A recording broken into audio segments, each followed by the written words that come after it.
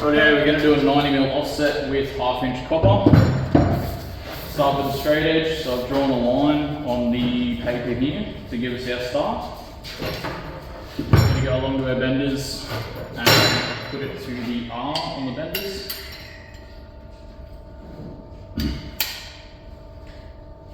Make sure our zeros are lined up.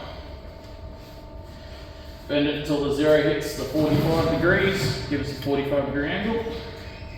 Now, we want a 90mm offset. So what I'm going to do here is from this line, which is our straight edge, you can find on a piece of cardboard or anything like that. You might be on a hot water system or putting some feet in a roof. Off the line, you want to measure 90mm.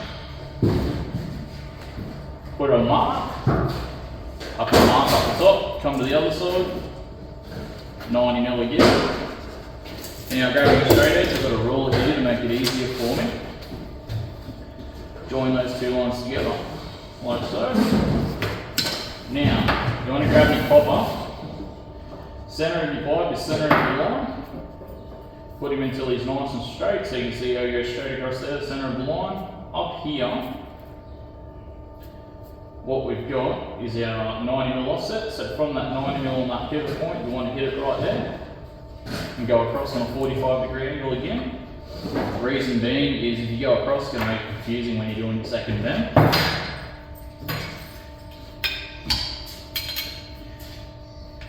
Back in the benders, we've got our straight line that you can see. Line our zeros up. We want to put our line on our R. Can't really show you guys a close up there. So the line is on our R, as you can see there. Now we want to make sure that we are plumb, nice and straight before we do our bend. And then from here, once we're straight, we're going to bend down 45 again. Going down to 45 on zero.